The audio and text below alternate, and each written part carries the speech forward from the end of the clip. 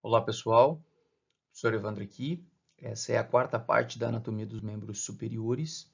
Nela eu vou falar um pouquinho da região da axila e falar um pouquinho também de drenagem venosa dos membros superiores. Irrigação e plexo braquial virão nas aulas que seguirem. Um abraço para vocês e boa aula. A gente vai falar um pouquinho agora de axila, tá? É uma região extremamente importante e delicada, tá, dos membros superiores, e a gente já vai entender o porquê. Bom, primeiro de tudo, a gente tem que entender a constituição, né, da axila e os seus limites, né? O que é a axila? E a axila, essas imagens que eu estou utilizando são do Moore, tá? Ó, peguei algumas imagens prontas, porque daí para conceituar a axila com as imagens do Netter fica um pouco mais difícil. Então, olha só, a axila nada mais é do que esse tubo, tá? Esse tubo piramidal aqui, ó. É claro que essa pirâmide ela pode ter uma base um pouco mais alargada ou mais estreita. Professor, como assim? Se eu abduzir um pouco mais, né, o meu húmero, essa base da pirâmide vai ficar um pouco mais alargada. Se eu aduzir um pouco mais, essa base ela vai ficar mais estreita, né? Mas assim, ó, com o húmero semi-abduzido, eu tenho essa pirâmide, né, que vocês encontram aqui, tá? Esse túnel aqui que nós chamaremos de axila. Essa região é a região de transição, né, entre o pescoço e o membro superior, né? Então, a gente vai ver que vai ter bastante estrutura de importância passando ali. Então, vamos conceituar. Essa pirâmide que nós estamos vendo aqui, ela vai ser constituída, né, por quatro lados ou quatro paredes, vamos dizer assim. Então, vejam só, aqui ó, eu tenho quatro paredes que eu mostro para vocês. A parede anterior, que está representada aqui em vermelho, ó, tá? A parede lateral, que ela é um pouquinho mais estreita, representada em azul. A parede medial, que está ali em lilás, ó. A parede posterior, que acho que é verdinha aquela cor, não sei exatamente para vocês.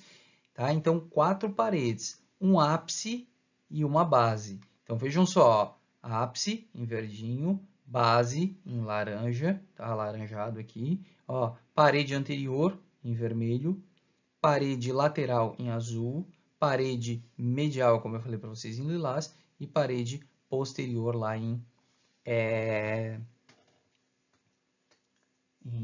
sei lá, verde, não sei que cor é aquela ali, talvez amarelinho, sei lá. Bem, então vejam só, essa pirâmide ela está localizada nessa região aqui, tá? O ápice da axila, tá? Esse ápice aqui, ó, ele vai estar localizado entre a primeira costela, a clavícula e a borda superior da escápula lá atrás, tá? Esse ápice é conhecido também como canal cérvico-axilar. Como assim? Sim, é um canal, né? O ápice forma um canal que vai fazer a comunicação entre a região cervical, por isso cérvico, e a região axilar, né? Que já é membro superior. Então, acima do ápice da axila é pescoço. Abaixo do ápice da axila, o que eu tenho? Eu tenho axila, né? Ou seja, membro superior. Vejam, ó, esse corte transverso é importante que vocês entendam esse corte, tá? Ó, você tá vendo, ali você tá vendo esse triângulo como se estivesse aqui na região da axila. Esse corte transverso é como se eu botasse o meu bonequinho aqui, ó, de cabeça para baixo não, deitado em decúbito assim, ó, cortasse e agora você está enxergando a axila assim, ó, nesse ângulo aí, tá? Você está vendo a axila de baixo para cima, por dentro do túnel, tá? Então, ó, aquela primeira, a imagem aqui onde está meu laser sobre ela, você está vendo a axila assim, tá? Como se fosse um canalzinho. Você está vendo aqui antero-posterior e aqui é a mesma axila, mas eu estou mostrando para você dessa forma aqui e você está enxergando a axila assim, tá? Esse é o seu ângulo de visão da axila, certo? Bom, tendo visto isso, ó, é um corte mais ou menos nessa altura aqui. Notem ó, que o húmero está lateral aqui, ó, o húmero continua lateral, tá? Eu falei aqui do ápice da axila, mas eu não falei da base, ó. O ápice da axila, né, tá ali, como eu disse, né, entre clavícula, primeira costela e borda superior da escápula. A base da axila tem livro que coloca como quarta costela, mas normalmente a gente considera a quinta costela, tá? Então, vamos considerar que a base da axila está termina ali na altura da quinta costela. Vejam só, aquela parede anterior que nós vimos ali, ó, em vermelho está ela aqui, ó. Essa aqui é a parede anterior. Ela vai ser constituída por quem? Pelo músculo peitoral maior e menor. esses slides eles estão prontos, né? Tem todas as informações aqui, ó. Então, ó, parede anterior, aquela vermelha que eu apresentei para vocês. Quem é que forma a parede anterior? Inclusive, ó, introduz assim, ó, os dedos, tá? Lá na fossa da axila e pinça assim, ó, a parede anterior. Isso que eu estou pinçando aqui é a parede anterior da minha axila. Eu estou pinçando o músculo peitoral maior e peitoral menor, tá? Então são essas estruturas que formam a parede anterior. Parede medial da axila, quem é que eu tenho? Ó? O músculo serrátil anterior, tá? Músculo serrátil anterior, que ele está localizado nessa região aqui, ele vai até a nona costela, tá? E a parede do tórax, né? O que compõe a parede do tórax? Costelas e os músculos intercostais, tá? Então a gente vai considerar como parede medial, ó, serrátil anterior e as costelas e os músculos intercostais. Parede posterior. Na parede posterior, ó, eu também consigo pinçar. Agora eu não vou colocar os dedos todos, eu vou botar o polegar na minha axila e vou pinçar essa borda posterior que sobrou aqui, a prega axilar posterior. O que eu estou pinçando ali? Ó, o músculo redondo maior, o músculo latíssimo do dorso, a escápula e o músculo subescapular. Então, esses compõem aquela parede posterior que era meio amarelinho ali, que eu não soube exatamente dizer para vocês a cor, né? Então, vejam só, ó, parede posterior, vamos ver o que está escrito aqui. Ah, tá aqui, ó. Parede posterior, redondo maior, latíssimo do dorso, músculo subescapular e a escápula, tá? Alguns não colocam escápula e subescapular como sendo parede posterior, mas a gente vai considerar como está aqui, né? E que eu acho também que é o mais correto. Bom, como parede lateral, ó, quem é que forma a parede lateral? O sulco intertubercular do húmero. Vai dizer, pessoal, a parede lateral ela é estreitinha assim, é assim mesmo, tá? O sulco intertubercular do húmero. Então, ó, as 4 paredes estão aqui apresentadas para vocês. Onde é que elas estão? Quem é que compõe, tá? Então, eu consigo ver aqui as 4 paredes. Já falei para vocês quem é que compõe o ápice da axila, que é o canal que é a mesma estrutura que forma o canal cérvico-axilar, tá até escrito aqui, ó. Canal cérvico-axilar, tá lá no ápice da axila. E a gente já sabe que a base a gente vai considerar que termina ali na altura da 5ª costela, certo? Então, bom, já conceituamos a axila. Agora, o que tem nessa axila? Por que ela é tão importante? Bom, qual é o conteúdo, né? Dessa estrutura piramidal aqui. Vejam só, foi feito um corte, né, nessa altura, um corte daquele, conforme eu tinha falado para vocês, e vejam o que a gente vê. Na axila eu tenho bastante gordura, tá? E eu vou ter, ó, vasos, tá, de importância passando ali. Eu encontro artéria axilar, veia axilar, o plexo braquial, tá? Inclusive eu vejo aqui, ó, o plexo ao redor da artéria axilar. Essas estruturas aqui são os fascículos do plexo braquial, fascículo lateral, fascículo posterior e fascículo inferior, tá? Então, ó, plexo braquial com vários ramos, tá, na região axilar. Artéria axilar, desculpa, com vários ramos lá na região axilar. Veia axilar com várias de suas tributárias, ou seja, veias que desembocam nela, certo? E várias cadeias de linfonodos, tá? Aqui, ó, tá, algumas cadeias estão sendo representadas, tá? Linfonodo axilar anterior ou peitoral, vamos ver se está escrito assim. Ó, linfonodo axilar, vamos ver se esses aqui são centrais ou posteriores, depende muito da altura do corte. Ó, são centrais, linfonodos axilares centrais. Vocês terem a noção do número de cadeias, depois a gente vai ter aula só de sistema uma parte só de sistema linfático, tá? Eu tenho ali linfonodos axilares anteriores, linfonodos axilares posteriores, linfonodos axilares laterais, linfonodos axilares centrais, apicais, são todas cadeias diferentes, mas depois a gente vai estudar isso bem direitinho, certo? Seguindo, mas ainda falando de conteúdo. Ó, aquele mesmo corte que eu apresentei para vocês anteriormente, e olha o que eu vejo aqui, ó, como está bonitinho. Além das paredes lá que vocês já tinham visto, né? Olha o que eu vejo. A artéria axilar, ó, aqui, tá? Em vermelho, ó. A veia axilar, essa azulzinha aqui, tá? Ó, tá sendo representada aqui em azulzinho. Eu tenho aqui, ó, o plexo braquial, tá? Em amarelinho. Vejam só, envolvendo a artéria, ó, a artéria axilar, envolvendo veia axilar, envolvendo o plexo braquial, eu encontro aqui uma bainha, tá? Conhecida como bainha axilar. Essa bainha axilar, eu já falei para vocês em um momento. Eu disse que lá na anatomia do pescoço, ó, que a lâmina pré-vertebral da face cervical, ela envolvia as estruturas profundas, né? Ou seja, os músculos profundos do pescoço e as vértebras, né? A lâmina pré-vertebral, e depois lá na base do pescoço ela ia se projetar lateralmente formando a bainha axilar.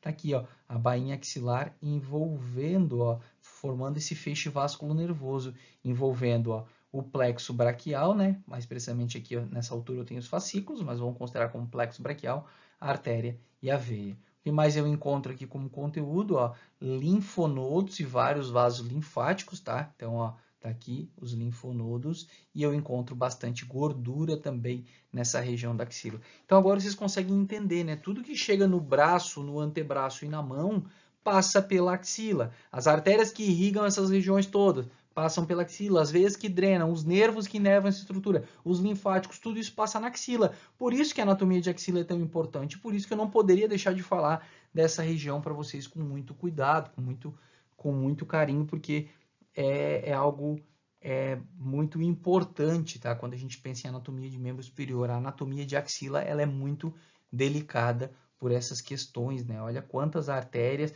vocês vão ver quantos ramos a artéria axilar origina na axila. Tá? Quantos ramos o plexo braquial origina lá na região da axila. Então, eu não poderia deixar de falar. É difícil para você estudar, às vezes, a axila, né, quando vai ao laboratório de anatomia, porque quando a gente rebate o peitoral maior e rebate o peitoral menor, a gente abre aqui a parede posterior e aí não vira mais uma região confinada, vira tudo um espaço aberto. E aí, às vezes, você tem dificuldade de entender que isso aqui é fechado, né? E olha só que curioso. Muita gente sente cócegas na axila, né? Tem gente que só tu ameaçar, ela já trava aqui, ó. Por que a gente, né, quando se sente ameaçado, a gente trava aqui, né, e não deixa, e não faz uma abdução? Claro, porque na axila passam estruturas de muita importância. Ó, o local que a gente sente cócegas, pescoço, né? Por quê? Pescoço é algo, alguém vai colocar a mão ali, é algo vulnerável, né? Tu sabe que pescoço é vulnerável, eu tenho artéria de importância, eu tenho nervo, então a mesma coisa a axila, né? Imagina, em uma briga, não, a pessoa briga com a axila aberta, né? Leva uma facada na axila, rompeu uma artéria axilar, faz o quê? Então, normalmente pode ver até o boxeador, né? Todo mundo, ó, né, protegendo as costelas, mas protegendo também a axila. Isso é involuntário, você vai fazer cócegas em alguém, a pessoa trava. Por quê? Ó, se bater aqui nessa região, tá? Dificilmente vai afetar essas estruturas de importância, porque olha o que eu tenho, musculatura, músculo deltoide, outros músculos, né? Se for um pouquinho mais baixo aqui, tríceps braquial, bíceps braquial e tudo mais.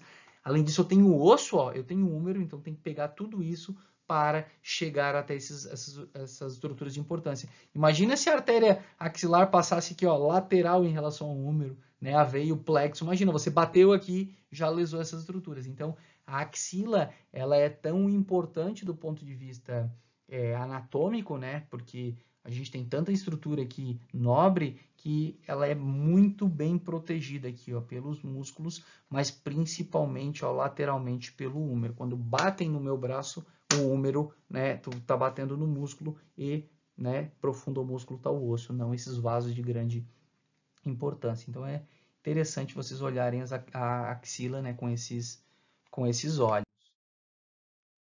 Bem, vou aproveitar então essa aulinha e já vou falar de veias de drenagem de superfície, tá? Ou, né, veias de drenagem de membro superior.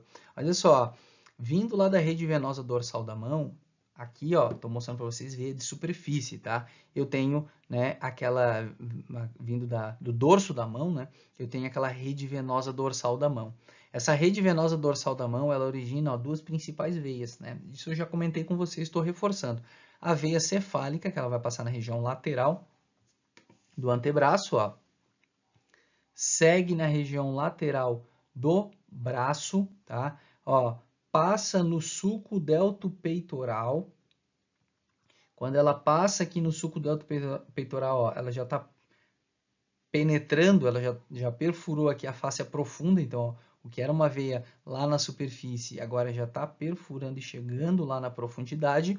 Ó, lá na profundidade, essa veia cefálica, ó, tá? Ela vem, perfura aquela membrana costocoracoide, uma porção daquela face clave peitoral que eu apresentei para vocês, tá? E desemboca lá, ó, na veia axilar. Vejam só, aqui, ó, eu tenho a veia braquial. Essa veia braquial veio de onde? Lá na profundidade. Vamos esquecer agora a superfície. eu tenho, ó, vou passar para vocês a irrigação para depois falar da drenagem. Vocês viram que eu tinha a artéria, viram, né, na anatomia sistêmica. A artéria axilar virando a artéria braquial, se dividindo em artéria radial e ulnar, e essas irrigando, né, antebraço, depois vão irrigar a mão, isso a gente ainda vai falar nas aulas de membros superiores.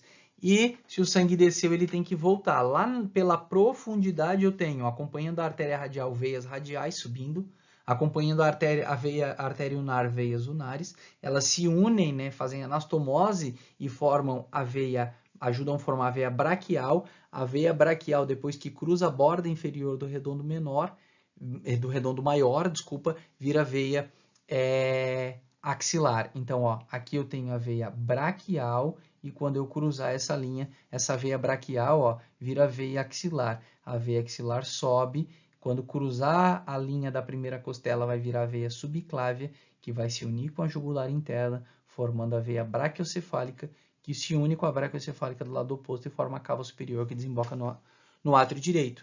Então, vejam só, essa veia cefálica, que era uma veia de superfície, trazendo sangue de superfície, ela veio, perfurou, chegou aqui e desembocou em uma veia de profundidade, que é a veia axilar, certo? E vejam, ó, lá também da rede venosa dorsal da mão, eu tenho a veia basílica. Essa veia basílica, ó, ela também é subcutânea, né? Também é veia de superfície. Ela segue aqui na região medial, ó, do antebraço, medial do braço, e mais ou menos na metade, ó, no terço médio do braço, ela perfura a fáscia profunda e essa veia basílica desemboca, ela ajuda a formar a veia axilar. Então, a veia basílica também desemboca na axilar, tá? Junto com a veia braquial e junto com a veia cefálica, ajudando a formar a veia axilar. Então, aqui está a veia basílica. Comunicando, ó, a cefálica, tá? Que está aqui, ó, com a basílica, nós temos a veia intermédia do cotovelo. Existe uma variação anatômica muito grande em relação a essa situação, tá? Mas normalmente eu tenho uma veia que comunica aqui a cefálica com a basílica. E ó, aqui na região mediana do antebraço existe uma veia intermédia do antebraço. Isso é tão variável, turma, que ó, muitas vezes, como nessa imagem aqui, ó, o paciente vai ter uma intermédia cefálica e uma intermédia basílica, ó, duas intermédias, né? Mas isso é irrelevante, tá? É uma informação que a gente não precisa ter. É importante ter aqui, ó, né, que eu tenho a cefálica, eu tenho a basílica. Existem várias veias tributárias, várias vezes que desembocam nessas veias de superfície que eu acabei de citar para vocês e acabam e elas, no final das contas, vão desembocar na cefálica e na basílica, e a cefálica e a basílica vão acabar desembocando lá na veia axilar, que é um sistema já de profundidade. Turma, tem uma informação bem importante aí, tá? Olha só, essas veias, elas drenam o quê? Como elas estão na superfície, elas vão estar drenando pele, tecido celular subcutâneo, estruturas mais superficiais, né? Enquanto que as veias que estão lá na profundidade, né? Exemplo, veias radiais, veias ulnares, veia braquial, veia axilar, vão drenar a estruturas de profundidade, né? Músculo, osso e por aí vai. O sangue que foi para estruturas mais profundas. Agora vejam só, se um paciente apresentar, tá, uma dilatação nessas veias superficiais, tá, do membro superior, vamos esquecer outras partes do corpo nesse momento, até que prove o contrário, o fluxo na região profunda ele pode estar comprometido. Vou dar um exemplo. O paciente sempre teve as veias normais em membro superior. E aí, daqui a pouco, ele começou a perceber que tem uma veia que está muito dilatada. Vou dar um exemplo. A cefálica, ela está muito dilatada. Ela está, né, um diâmetro maior do que deveria, né? Parece que ele está percebendo que ela sofreu uma dilatação. O que pode estar acontecendo aí, turma? A gente tem que pensar o seguinte, ó. Parte do sangue passa pela superfície, parte do sangue pela profundidade. Se porventura, por algum motivo, o sangue lá na profundidade for comprometido, o fluxo, né? Exemplo, o sangue vai ter que está na profundidade, ele tem que passar aqui na região da axila.